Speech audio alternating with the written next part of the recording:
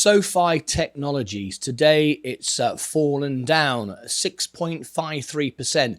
Should you be worried? Well, I've got a great interview with you for you now from SoFi directly, and I think it's worth listening in. We're going to talk directly to SoFi, hear directly with them where exactly everything's going. Now, the markets are down today because of Jerome Powell's announcement, of course, but we've just heard that SoFi could have a potential problem because the US government have given away all those debts, those student loans. They've wiped out all those student loans. So what do you think of that? Does that affect the price of SoFi? Well, SoFi is down today as the overall markets are down. This is my position. So these are my shares. As you can see, I have 256 shares of SoFi.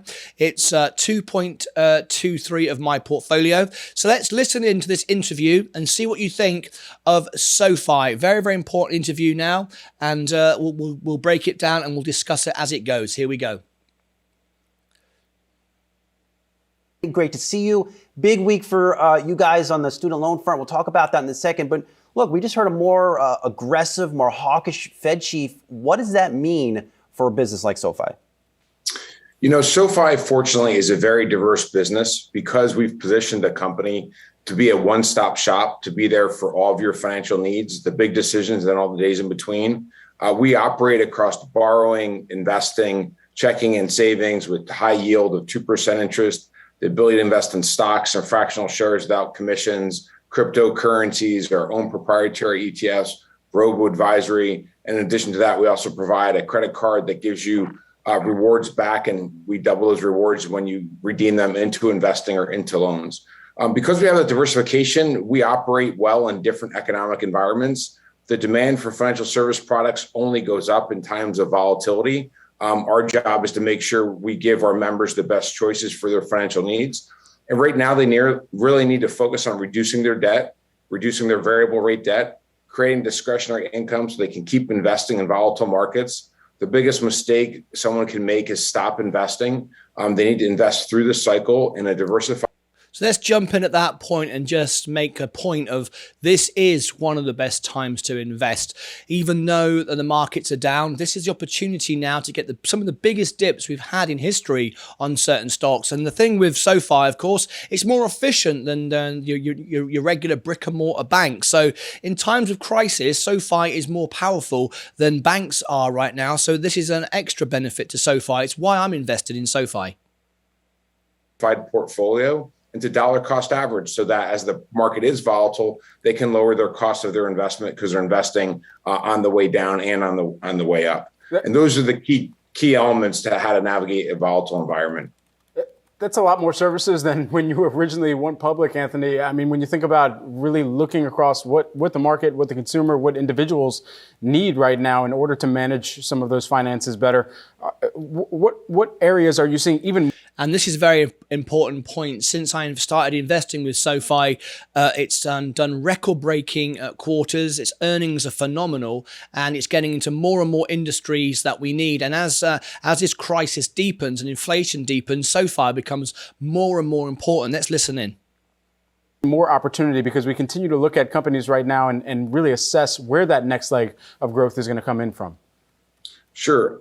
We've benefited from that diversification. The last 5 quarters that we've reported have each been a record quarter for revenue. The strength that we've seen in the most recent second quarter was driven by personal loans. So people are refinancing out of credit card debt where that interest rate is going up as the Fed raises its rates into our personal loans that are fixed rate debt, and they have a term so you can spread your payments out over more years, which gives you more discretionary income to invest. We've seen really strong demand of people switching their direct deposits to SoFi so that in their checking account at SoFi, they get 2% interest now with no fees, no minimum spending requirement, no restriction on spending, and a really great rewards program on a checking and savings account.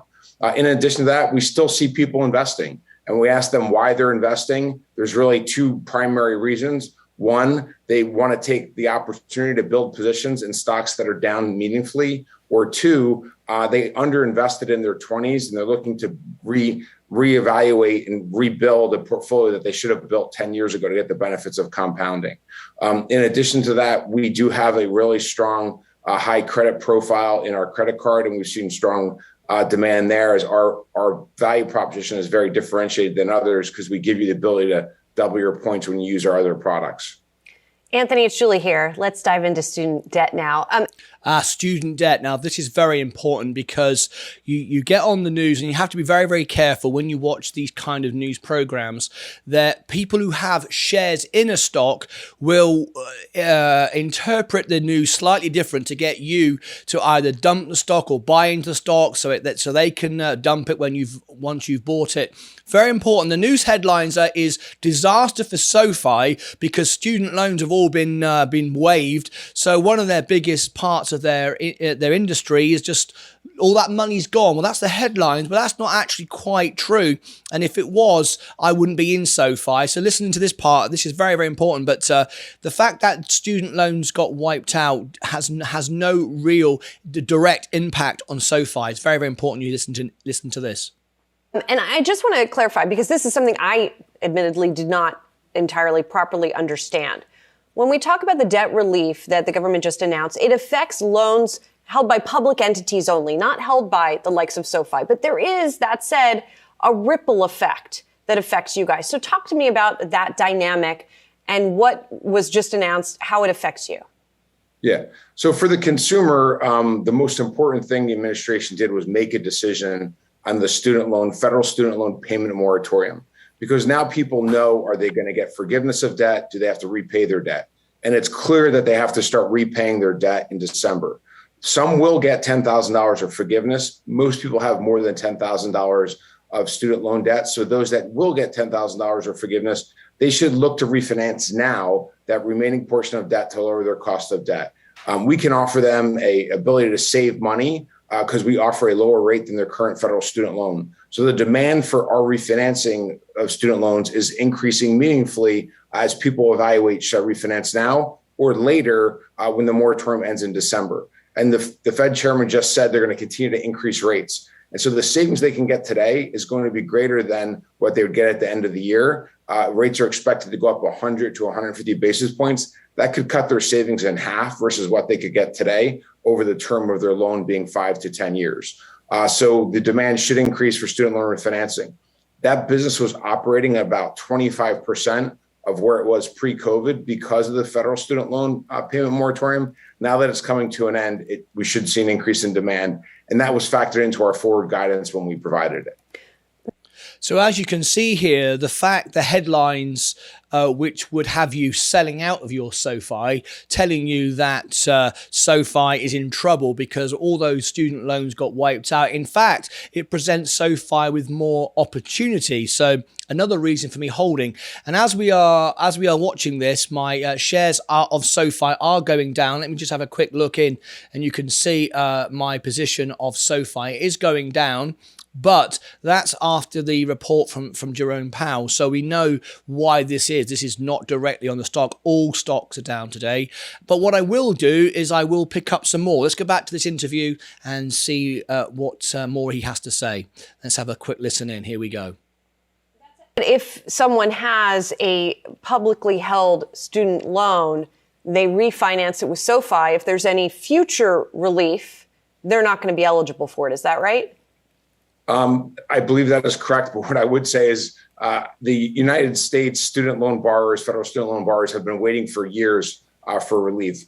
I think the expectation that there will be additional relief is a false expectation. Obviously, the administration could change their point of view and there could be a different party that is in the White House. But it's very clear the progressive Democrats pushed for relief of all student loan debt. The president, who obviously is a Democrat, made the decision to just relieve debt for $10,000 for those that make less than $125,000. So if people are expecting another change or another form of relief, I think their expectations are not going to be fulfilled based on what we've heard from the administration.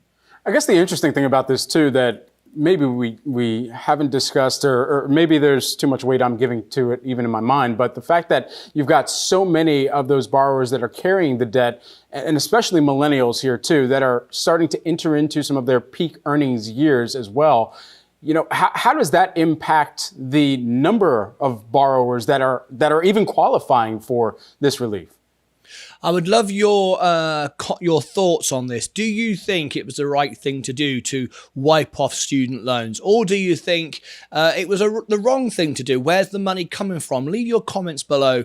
And from time to time, in fact, every Friday, we pick random videos and we randomly pick people that have commented on our videos to be in our free prize draw. So leave your comments below. I'd love to get your thoughts anyway, and I'll reply to all your comments. And do make sure that you smash the like button. The like button will come up just about here somewhere, and subscribe to me above here somewhere, just up there somewhere. Anyway, let's carry on listening in. Here we go.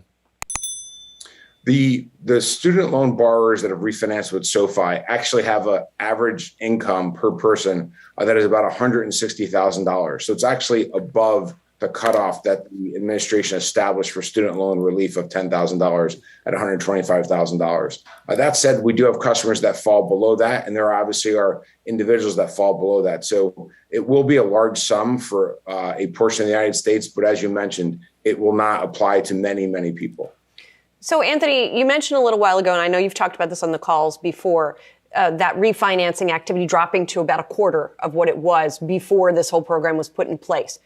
Is it going to get back up to 100% of where it was before? What would be the timeline for that? And I believe, this is about a third of your overall portfolio. Is that right? Our business now is very diversified. We have three business segments. We have the lending business segment, and student loans is a portion of that.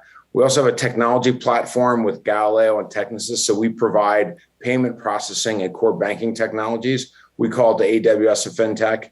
And as I mentioned, we have our invest product, our checking and savings, as well as our.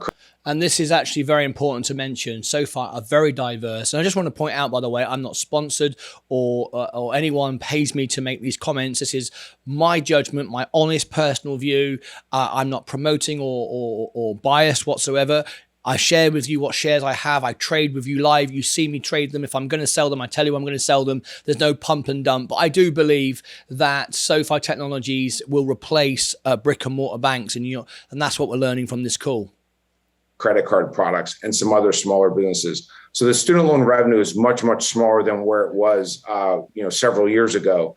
We do anticipate that it will go back to where it was pre-COVID levels. It'll take a couple of quarters to get there, but we're encouraged by the definitivity of the ending of the student loan moratorium, which should result in people wanting to refinance now, given the rates are likely going much, much higher by the end of the year, and they'll lose that cost savings over the next several years if they don't refinance now. Anthony? There you go. So what do you make of that? SoFi, are you an investor on SoFi? Do you believe in this technology? I certainly do. This is my position. I only have a small position, but it's significant for me. It's 2.2% of my portfolio. It's quite a bit. As you can see, I'm down right now overall by 0.79 with all this. I was up. I'm not going to buy any more until it goes down much further, because that wouldn't make sense. It doesn't matter how much you love a stock. You've got to be... It's got to be the right thing to do overall, and affordable, and in a balance of your portfolio. But there we go. SoFi Technologies. I hope that information was as useful to you as it was to me. I'm still holding my positions. It's a difficult time for everybody. Take care of yourselves and each other.